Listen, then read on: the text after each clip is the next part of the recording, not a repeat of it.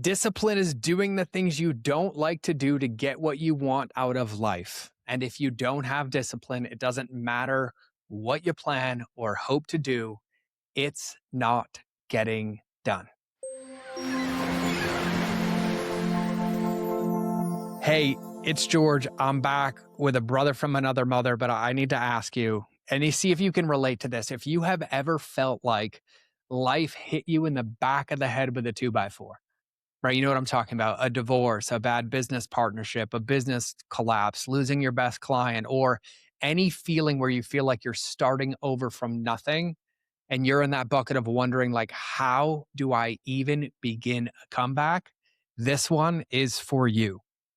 Welcome to the Mind of George Show. This is where entrepreneurs, I'd say discover, but probably already know at this point that true scaling isn't about hacks or tactics. It's about having real conversations with real people and aligning your mindset, your messaging, your marketing, and your customer journey to create sustainable growth that feels authentic and aligned to who you are. And today, like I said, I'm joined from my brother from another mother, Marques Ogden, the one, former NFL player, turned incredible keynote speaker, 5-time best-selling author, business coach, and who has an incredible podcast I've been on called Get Authentic with Marques Ogden. And he genuinely lost multiple millions of dollars on one construction project, went bankrupt, and ended up as a custodian making $8.25 an hour on the night shift after getting out of the NFL. He rebuilt his entire life and career to now work with 85 plus Fortune 500 and 20 or more Fortune 100 companies like Amazon, Intel, Chase, Home Depot, and Goldman Sachs. And we get really real. And he just kind of leads it on us like a sermon. How discipline and raising your floor became the foundation of his entire comeback. He takes us through the entire exact rock bottom moment on a loading dock covered in trash when he realized he was the one who put himself there and why he refused to live in shame or self-deprecation. The difference between a fixed mindset, a growth mindset, and what he calls a victory mindset, which includes everyone around you. He is the comeback king. And so how do you start a 90-day comeback? By answering 3 questions. Who are you? Why are you here? And how do you align your passion and your purpose? And what it really looks like to have more resilience than resistance and live as an authentic original instead of a copycat. So if you feel like you've taken a big loss in business or life, or you feel stuck or at rock bottom or overwhelmed by shame or embarrassment and afraid to start again or to share that story authentically, or maybe you feel and know that you're meant for a comeback or growth or something bigger, but don't know what the first few steps look like, this episode's for you. Because the way that he breaks this down cuts through the noise, it's real. And you will have, after this episode, a simple lens, plan, and focus for your next season. It's discipline over dedication. It's resilience over resistance, and the courage to own your story so God can use it. So I'm excited, and let's dive in with my brother, Marques. All right, everybody, welcome back to another episode of the Mind of George Show. And I would like to welcome my brother, Marques, a new brother from another mother, but the same. And I'm stoked to have you, brother. So thank you for being here. Thanks for having me on, George. I appreciate you. Yeah, man. And before I even tell everybody like who you are, some might recognize your last name, Ogden, but I want to ask you from your heart, as a man of faith, as somebody who's played in the NFL, who's somebody who's like spent his whole career helping people. If everybody today listened and took to heart anything that you have to talk about, from your story to adversity to resiliency, what do you think, in your words, is possible in their life if they actually applied it and took it seriously? So, George, if people actually applied having discipline in their life, I feel they can create the life that they want for themselves. I live by the 80-20 rule. 80% discipline creates 20% massive action. If you don't have discipline, right, George, it doesn't matter what you try to do or plan to do or hope to do, because it won't get done. So I told you right before I came on your awesome show, I got the full body stem cell injection procedure done in Utah last week. Well, I did that because I'm so disciplined. I want to continue to work out, run, feel better. And I've been doing that for the last about 2.5 years through intense pain, but I never ever stopped because I was not going to allow that to give me an excuse to not train or not to be my best or not to do what I need to do. So I Mm, was always disciplined. And then what happened is when the opportunity presented itself with Dr. Adelson, I said, you know what? I'm going to take massive action. I'm scared. I don't know what's going to happen. I don't know how this is going to turn out, but I've got to do this. And so by doing that, I've made one of the best decisions for my health and wellness, George, ever. But again, yeah. that's because I'm so disciplined in all that I do. So I hope people are listening. Discipline is doing the things that you don't like to do in order to get what you want out of life. Mhm. Yeah, I always butcher it, but I remember a Mike Tyson quote where he defined discipline super similar, and it always landed for me. And I'm gonna unpack that because I want to ask you a couple of questions after we get to where your discipline comes from. But for everybody listening, let me tell you about Marcus. So, Marcus, former NFL player, now incredible keynote speaker, 5-time best-selling author, like Sleepless Nights, The Success Cycle. Him and I are similar in our world of business. He's a business coach. He has an incredible podcast called Get Authentic with Marques Ogden. And from my research and knowing him, after losing multiple millions on one project and going bankrupt, you rebuilt everything from being a custodian to now working and being hired by 85 Fortune 500 and 20 plus Fortune 100 companies. So I don't know, small names like Amazon, Intel, Chase, Home Depot, Goldman Sachs. And so you've definitely walked the trial by fire, biblically, the Joseph Job story, right? And so I'm curious, because you spent so much time, in the NFL, and now you have this like discipline, as Jocko would say, equals freedom. Like, what was the moment that changed everything? Like, take me back. Like, when you think about the custodian, when you think about losing everything, when you think about walking away from an entire identity in the NFL, like, what was that moment like that started to shift your perspective or change everything? So for me, George, it was the rock bottom moment when I was a custodian and I was working on my shift. I worked from 10 p.m. until 5 a.m. every day for $8.25 an hour.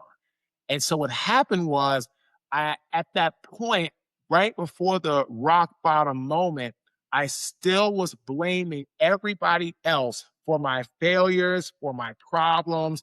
And I tell people all the time, this is something I want to really kind of get out.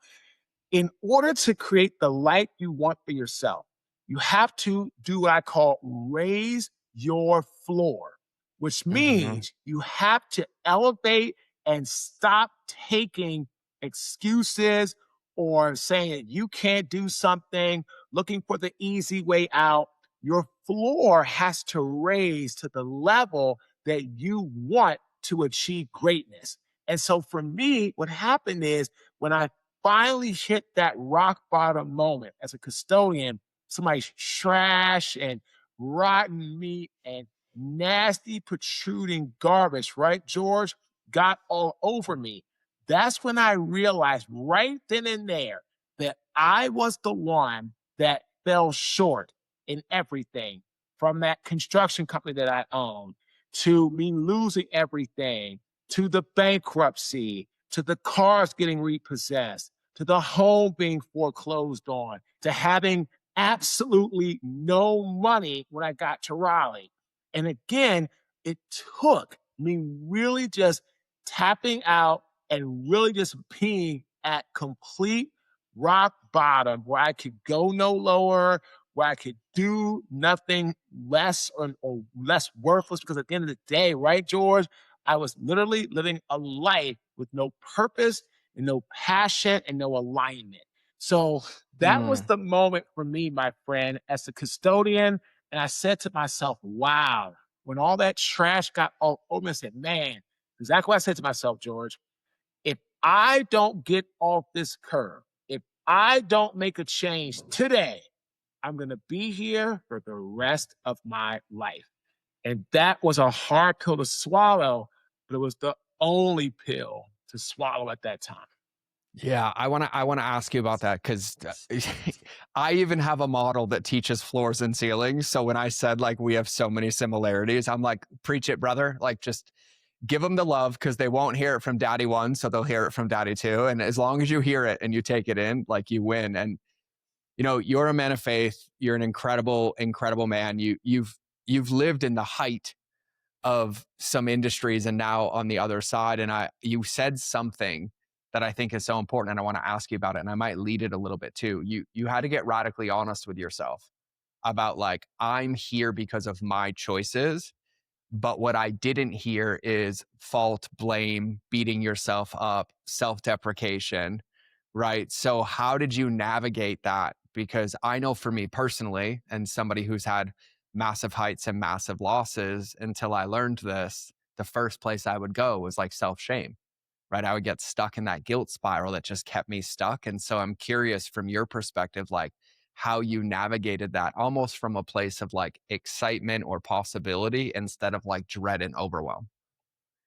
So that's a great question, George. What has to happen is if you have a hardship or you face a struggle or things aren't going your way, you have to think about, okay, you got here. We know that that happened. Some things you didn't do right, some things didn't go your way. Got it. But like I tell myself, if you keep just, self-deprecating yourself, if you keep like just, piling on yourself, if you keep telling yourself, you're no good or you're no this or you can't win or you're not this or you're not that. What happens is your mind starts to believe that. And the Hmm. minute your mind believes that, right, George, is the minute that's going to take you a long time to get it back the other way, to reverse Hmm. that thinking. And so I didn't realize I was doing this, but when I heard his quote, and I use his quote a lot when I speak, people love it. So the quote is, never tell your mind negative thoughts in a joking manner. Your body cannot dissimulate the difference. Words cast spells. That's why it's called spelling. Choose how you talk to yourself and choose wisely. Bruce Lee. Hmm. Yep. So once I really accepted the fault, I never self-deprecated. I told myself that I was going to put me here, but I didn't like jump on myself. I didn't call myself an idiot. I didn't do any of that. But what I did have to do was face the demons and face the reality that I put me here. And I tell people this a lot in talks, right, George? Two magic factors to your success: consistency and the person in the mirror. The person in the mirror, no matter where you go, what you do, what you try to do, that person is going to be looking right back at you every single second. So I Mm. had to own that. So to answer your question more directly, I just focused on the things I did correctly. And I just tried my best to really find people, surround myself with people who at least believed in me. They didn't have to hire me. They didn't need anybody. I didn't need anybody to save me. I didn't want anybody to give me any money. I didn't want any of that. I mean, I worked everything I have in my life I've worked for. And again, it's funny. I moved through my divorce, right, George? Moved out Yep. of my home, moved into a crappy 2-bedroom, broken down apartment, hating life. Why am I here? And even then, I didn't really get on myself, but I was just going through a lot of darkness. Like, how did I get here? I'm now divorced. My dad and my parents were divorced. Now I'm in that category. Why? And I was the one that filed. I was the one that wanted out of my marriage, right? I was the plaintiff. I was the one that went and filed that paperwork because I just wasn't going to live like that anymore. So my point is, right, I really felt like a fake, a phony. I was just really like this feeling down and blue. And then in January of 2023, about midway 2023, January, I stopped feeling bad for myself. I stopped telling myself that, I don't deserve happiness. I don't deserve joy. Turn my thought process around. And then about 4.5, 5 months later, George, I bought my dream home. And again, we were talking earlier about, making that thing. When I bought my home, George, it was tight. I had to pay a lot of debt off. Well, I got low on cash, man, when I bought my house. Like, it was tight. But you said something that I totally agree with it. Faith. God always has a plan for us as long as we pay attention to the signs and, George, do the work. Dude, the word it's the obedience phase. Dude, I swear you could take over my podcast at this point, because you just literally two things I've said on almost every single episode is entrepreneurship is the place where it celebrates us avoiding the one relationship we're guaranteed to spend the rest of our life with, which is ourself. And number two is that everybody overvalues intensity and they undervalue consistency. And I'm like listening, and I was like, for everybody listening, like, you might as well just go listen to Marcus's podcast, because apparently it's the same flavor. And I love it. I really do. And I'm curious too, because for everybody listening, I kind of want to paint this picture really, really quickly, because of what you just said is so easy to miss. But like, career in the NFL, massively successful. Walk out of the NFL, go from that to making $8.25 an hour, and then living in a broken down 2-bedroom apartment, hating life, dreading life, and then 5 months later, buying your dream home. And so I wanted to just collapse that for everybody listening, because that is one of the fastest, steepest, sharpest roller coasters, but also a testament to everything that you just said. And I wanted to give it its flowers for a minute, because I know for me, there's seasons and moments in my life, and I can imagine people listening to this right now, where it feels like it's never going to turn, or it feels like I've been trying and trying and trying. Or one I heard the other day that actually brought me to tears is, my whole life has been a struggle. When is my break? And I just invite everybody to understand that consistency and belief in yourself, we don't know what's around that corner tomorrow or the next day, but the only way to get there is to keep trying, or else it actually has no ability to show up. And so I wanted to just highlight that for a minute, because it was so profound. And I'm curious too, from your perspective, Marcus, for anybody listening right now that like has potentially just took a big loss, right? Or lost a key client, or the business model is changing, or they're going through a similar situation that I've gone through or that you've gone through. Where do you think, when someone's in that situation, they should focus first? Is it, mindset one, you've talked about surrounding yourself with people that you believe in? Is it cash flow? Like, where do they start first? So everything starts with mindset, right? Everything starts with believing in your mind what your heart knows is achievable. The mind is designed to keep you alive. And what happens is, right, George, when things happen in life, bad or stressful or difficult, your brain ends up seeing everything in one fell swoop. And it looks like everything is coming at you right away. Like, boom, here it is. And I tell people, one of the best things you can do as a leader is move your horizons, which basically means break things down into small, manageable, actionable steps to get things moving in the right direction. If you try to basically take on one whole big problem, one whole big wave, one whole big whoosh, what happens is you end up not being able to do it. And what happens from there is your mindset starts to crumble, or eventually, unfortunately, break, because you end up with so much stress, with so much like, wow, I can't do this. Wow, I can't fix this. And you end up saying, oh, okay, we throw the towel in and let's just go ahead and give up. So if things are happening right now with you, develop a mindset that I call a victory mindset. Fixed mindset is completely negative. You think you can't learn anything. Growth mindset is good. You're focused on your growth, but nobody else's. Nobody else's success, fulfillment. It's just you. Then you have victory mindset, which is everybody around you's growth and fulfillment and joy and creativity and all these key aspects. When you have a victory mindset, right, George?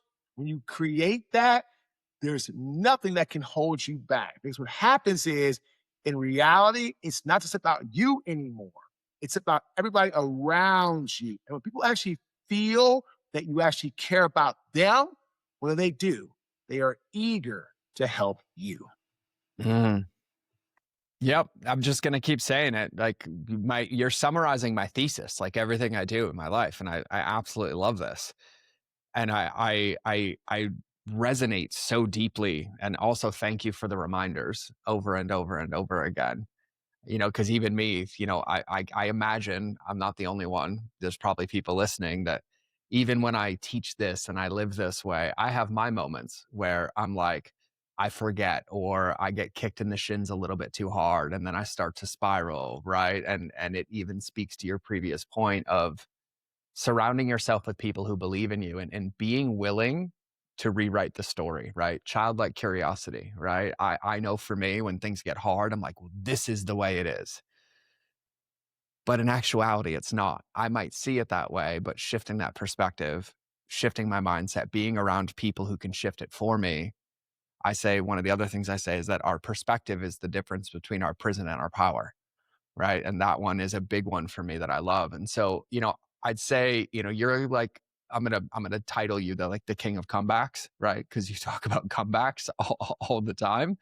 And I'm curious from your perspective, when you think about comebacks, like what's like the biggest like false belief or misconception that people have about comebacks? Because I know people listening are like, oh, that's great, he did it, right? I've seen other people do it, but I can't do it.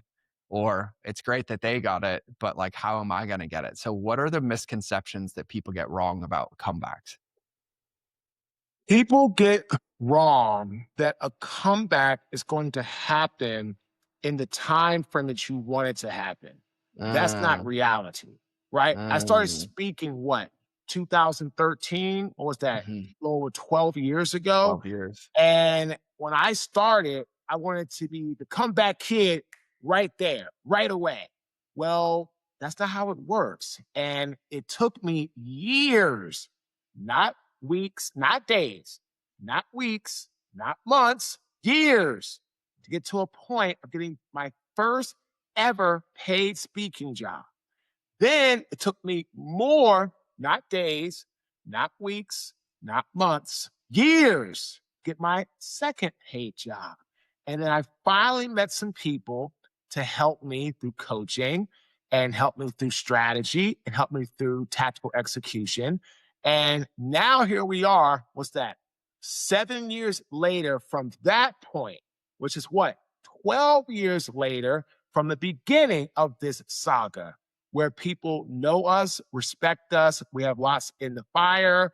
We work for big companies. We're talking to big people next year about work for Mass Mutual or big organizations and non-for-profits like NAFA or all these other big opportunities that we're potentially looking to land. And we're in conversation with people who are amazing organizations and groups, right?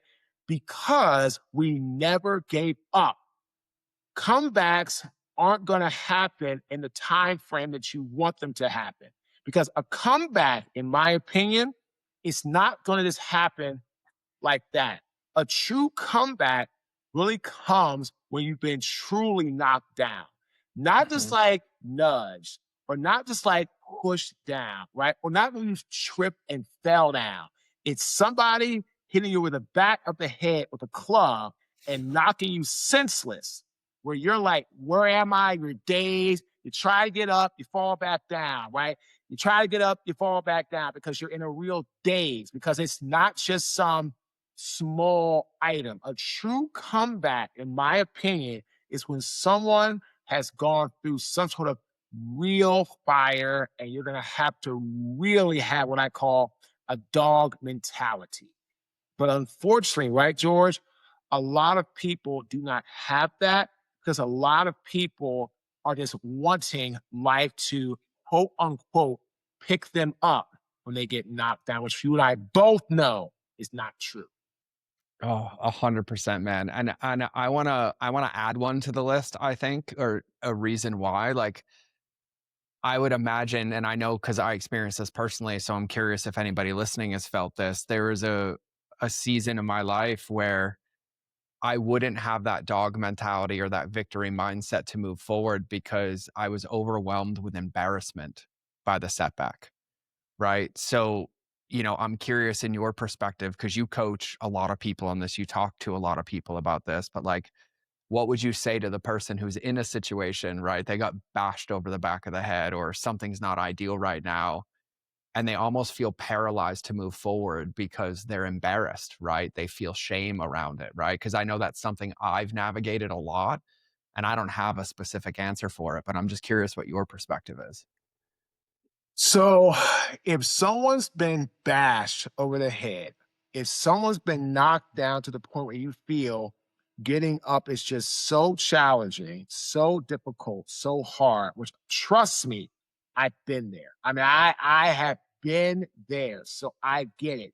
Through my business failure, through losing everything I own, through my divorce, right, George? I've been there. I'm gonna tell you this. What you need to do is stop feeling embarrassed and start feeling inspired. Because here's the thing, we all go through a challenge. We all get knocked down like a club on the head. But what happens is most of us, unfortunately, go through life saying that we've never been knocked down, that we've never been hit over the head, that we've never been clubbed to a point where we can't open our eyes. Because everybody wants to think about they get embarrassed. They think about, oh, I can't look a certain way to this person. I can't look a certain way to that person. That's not going to be acceptable. I'm here to tell you, it is not just acceptable, it's inspirational. So Mhm. again, people ask me all the time, Marcus, would you change anything about your story? And I say, absolutely not, every single time. You go bankrupt? I sure would. You be a janitor? I sure would. You make 8.25 an hour? I sure would. Why? And I tell everybody the same thing all the time. Without those experiences, who I am today, I'm not the humble, hardworking, diligent, very caring and respectful person that I am. Because what happened is, there's a great saying, I think it's in the book of Job, God Mhm. giveth, God taketh away. So God humbled me when he took everything from me. And I have a saying, when you lose everything, you appreciate everything. So now that I have my beautiful home that I bought, and I have everything in my house is paid off, and I don't have much debt, if really any, and all these things, right, George? I have had to work like a dog to get to this point in my life.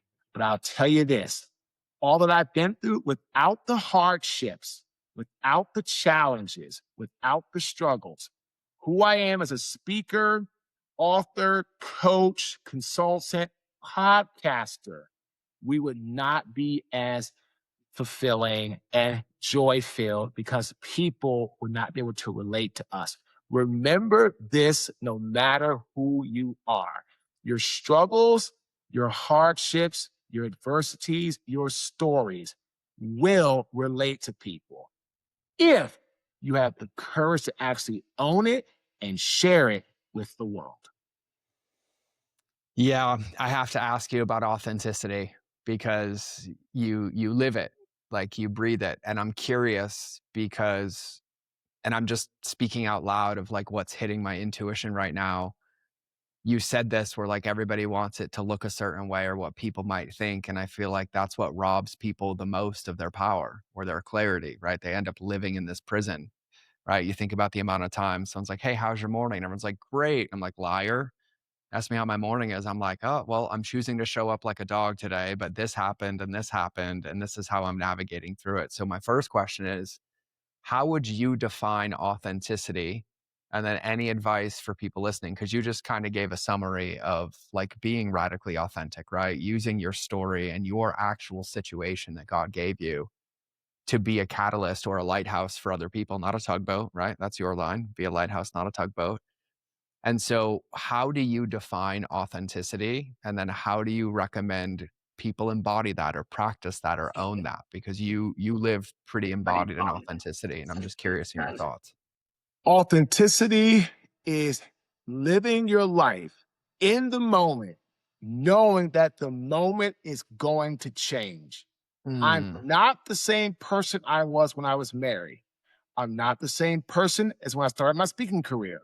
I'm not the same person as when I started our podcast 3.5 years ago. I am constantly evolving as who I am as a person is evolving. And that's authenticity, knowing who you are and knowing that in that moment, as moments change, you're going to change. And having the courage to be that individual that tells people, I'm not the same person I used to be, and I'm okay with that. Right. So, for example, I used to do a lot of, training in football and I loved it. I mean, I absolutely loved it. Right? I was working all the time, Monday through Sunday, training all types of kids. I mean, I absolutely loved it. Right, George? Today, I don't do that much anymore. I train on Sundays from 8 to 9 o'clock in the morning, and that is it. Right?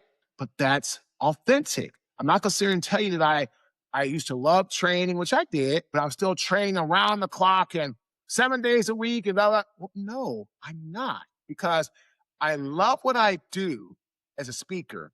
I don't have time like I used to give back to the kids like I used to, but I still want to get back in some capacity. So for 1 hour a week, every Sunday from 8 to 9 a.m. Eastern, I train my kids. That's authenticity. That's being authentic. And if you want to live in that way, understand this: you are you. You can't be anybody else. The minute you try to be somebody else is the minute your life is being what I call a copycat. I think I heard it was a quote by Snoop Dogg. We have so many copycats in this world. We need more originals. We mhm. need more originals. Don't try to go out and copycat. You think who is cool or who on social media is flying to this place or has this. Okay, perfect example. I found out someone that I know and I respect very well.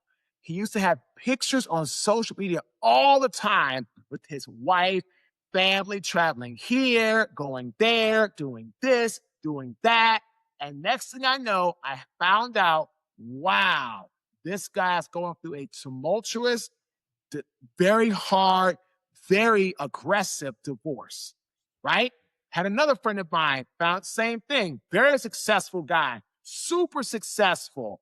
Was in entertainment, big time as an athlete, great guy. We've done some work together, and we were chatting a couple of days ago. And he was telling me about, oh man, hopefully my wife didn't see that. Oh, I'm sorry, my ex-wife, because we're going to going to court soon. I'm like, what? They're getting a divorce and it's not pretty.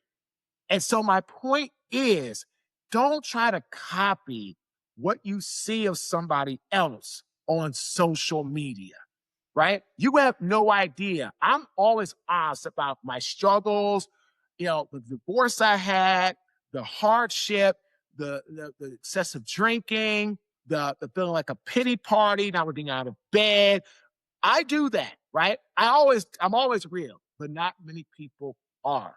So again, don't be a copycat, be an original. And Mm. that's what it truly takes. It takes courage, right, George, to tell people, I'm not going to follow you because I don't like what you're doing. I had a great guy on my podcast. His name was Curtis, and Curtis Malone. He was a phenomenal big time basketball player out of DC. Curtis ended up going to jail, federal prison for a long time. Long time. He was up. He did some things that he shouldn't have been doing, and he even said on the show he thought he was untouchable. Right? He's out. He got out in 2020. He's now doing some positive, great things in the community.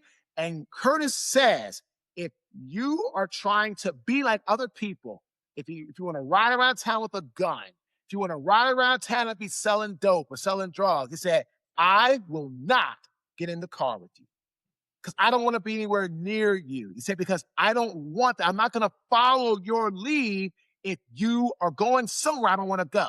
So that is authenticity. That's realness, and that's vulnerability at its truest form.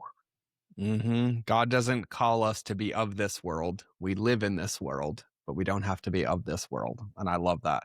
So I want to know, because I want to take us from the clouds down to the ground, like that dog mentality, because I would keep you on this podcast for like 4 hours because I have about 600 more questions, but I want to give some people some crack up, right? And so I love this concept of comeback, and you've synthesized it so well, of like having the right mindset, being around the people that believe in you, having that victory mindset, pouring into others and making sure everybody wins, and not grinding, but really like putting in the work and having the courage to show up. And so, I'm curious from your perspective, like somebody listening to this right now, they want something different in their life. They want to start the first couple steps of that comeback. They want to change. They're navigating a divorce like I am.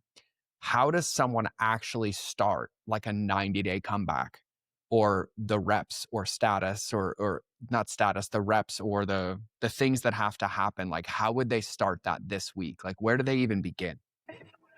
So when people go through struggle, hardship, difficult times, the first thing we do is we lose sight of who we are at our core.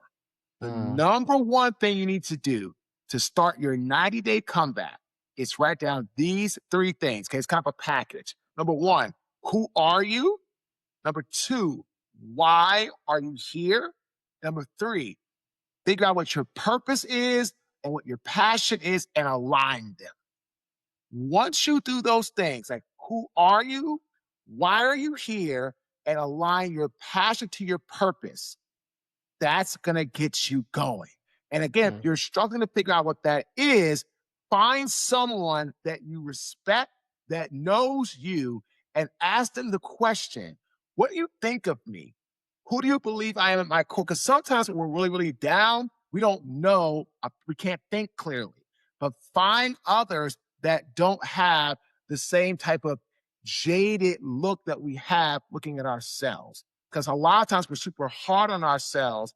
Other people that know us, respect us, and want us to do more and be more, they can see things to be a lot more objective and not try to just come down, let me come down on ourselves.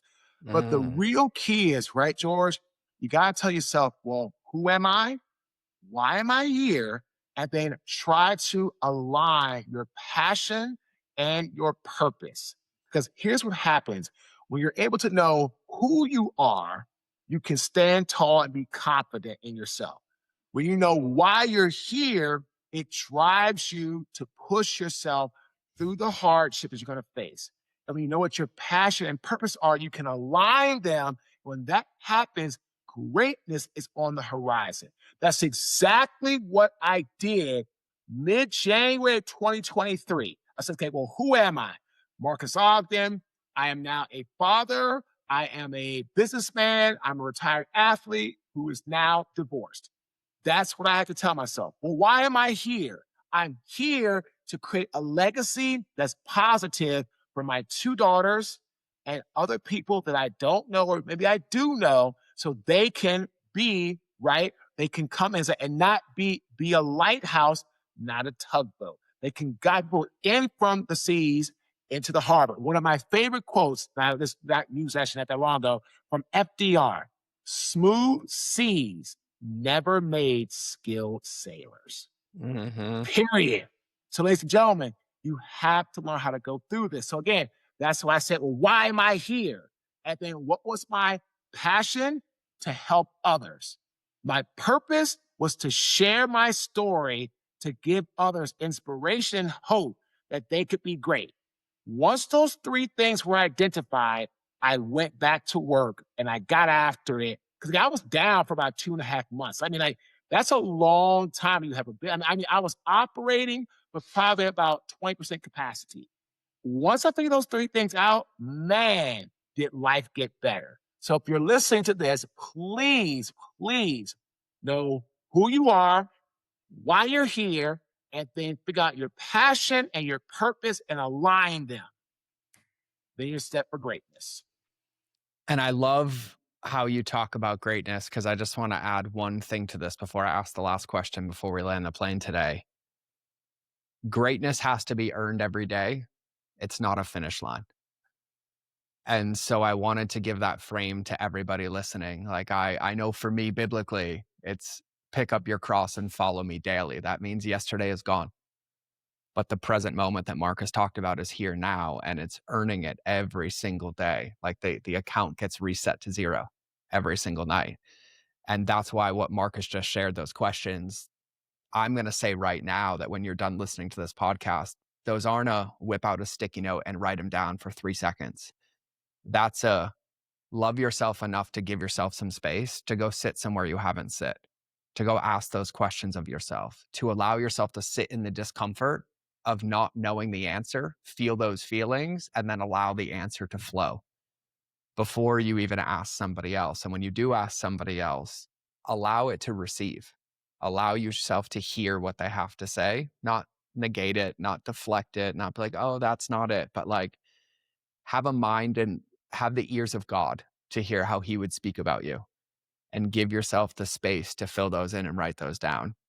Because I think it's so, so important, but we get so caught up in, like Marcus, you said this, being so hard on ourselves that we can't see the message that God has for us. We can't see the path that God has for us because our brain is blocking it with like, oh, that can't be it. That can't be my passion. No one's going to listen to me. No one wants to follow me. And so if you're listening to this, I challenge you deeply to give those questions the space that they deserve, because the depth of your commitment to those questions dictates the depth of the answers that you get to them.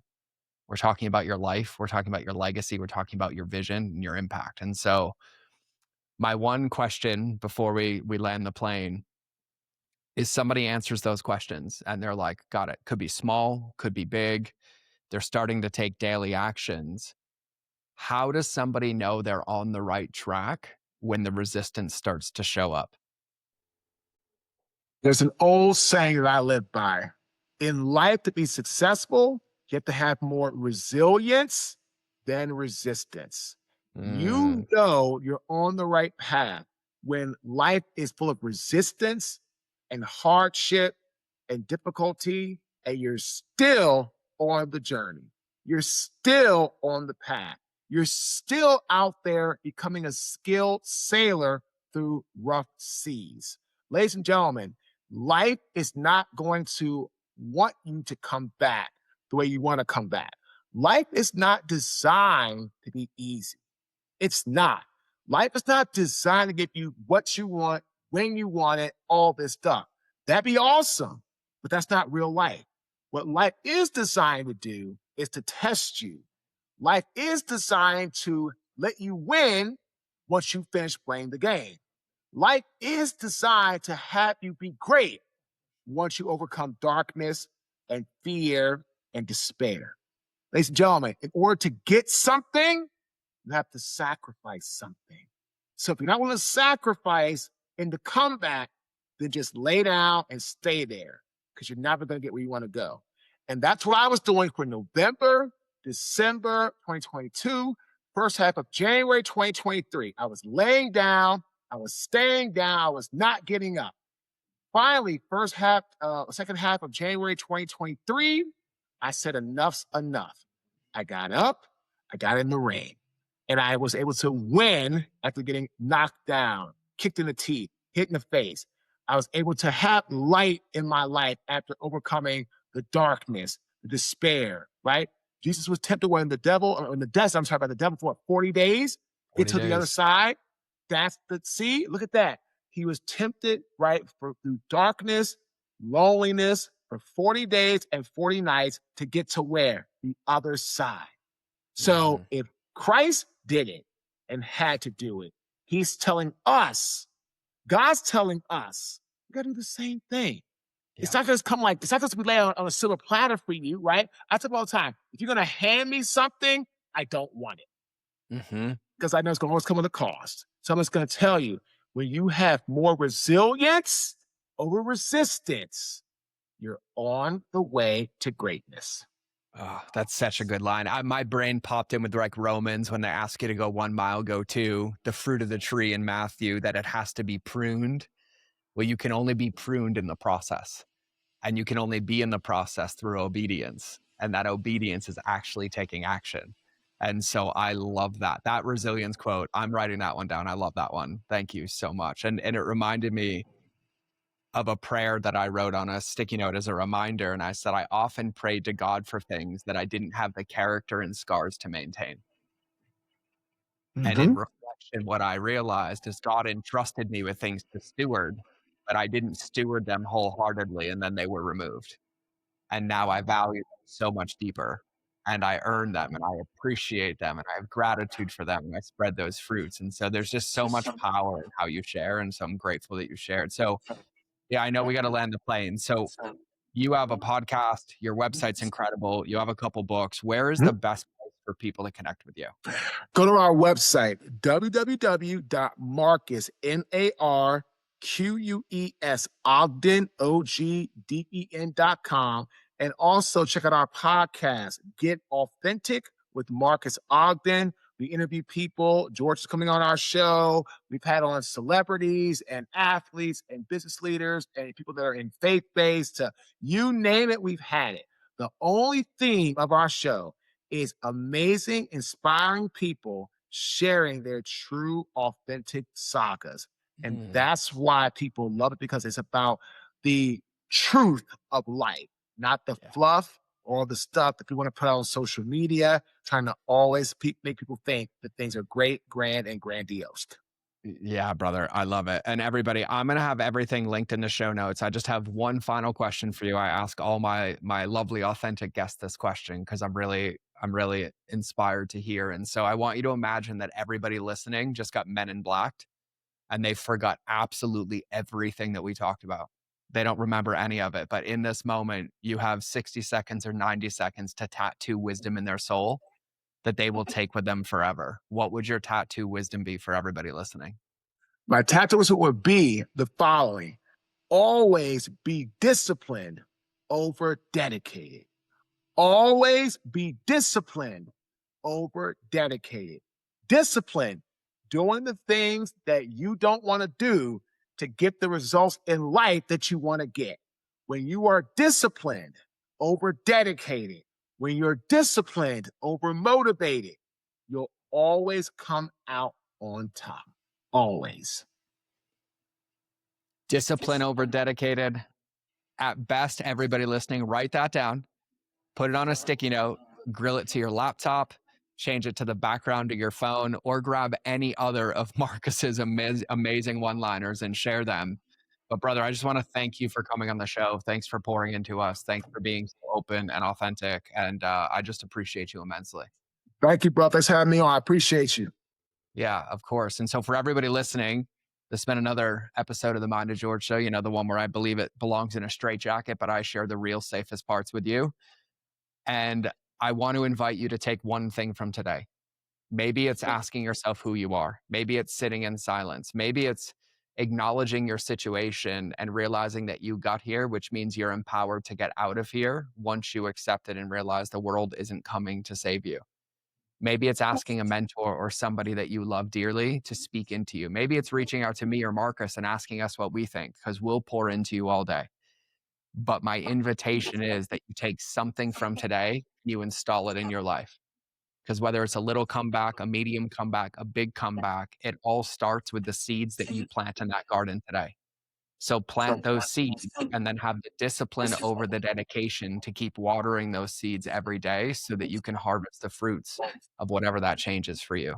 And so we will either see you in the next episode or you'll hear me in your earballs. But either way, we're out.